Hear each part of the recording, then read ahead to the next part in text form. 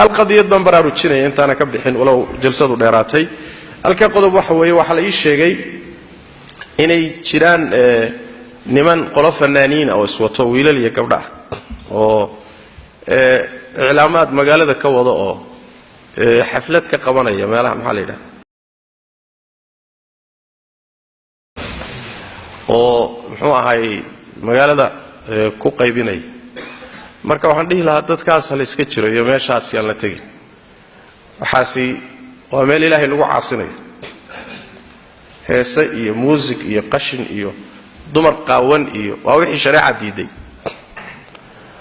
kaaga daranay haddana lacag bay kaa qaadanayaan ya bilaash ma marka lacagtaadii waa oo diintaadii waa oo aakhiradaadii waa oo wax walba waa oo cadoo caydha soo noq ya diinna gubay xoolana gubay waa shaytaan waa ducaatun calaa abwaabi jahannama waay waa ducaad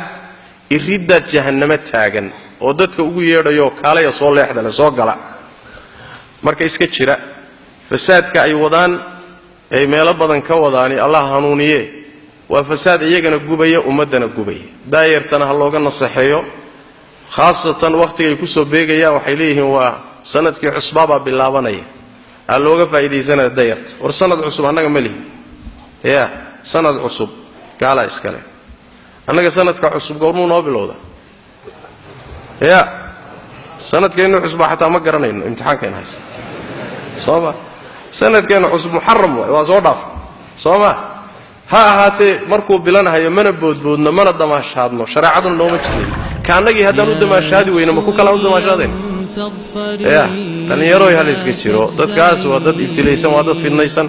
ayagana allah soo hanuuniyo ummaddana ha looga digo wabillahi tawfiiq sallallahu alayhi wa sallam wa baraka ala nabiyina muhammad wa ala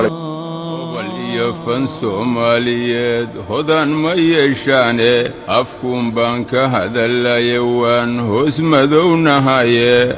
hidaaya iyo tawfiiq malaha fani iyo heesaaye markaad horay u badataad isgaran hodan tabarhayne halka yagii duqoobaad ka garan marin habowgeenna salaadaha barkeen ma holiyaan qaarna ma hagaajo هيا على السلاد مكعنو وانكا هردنايه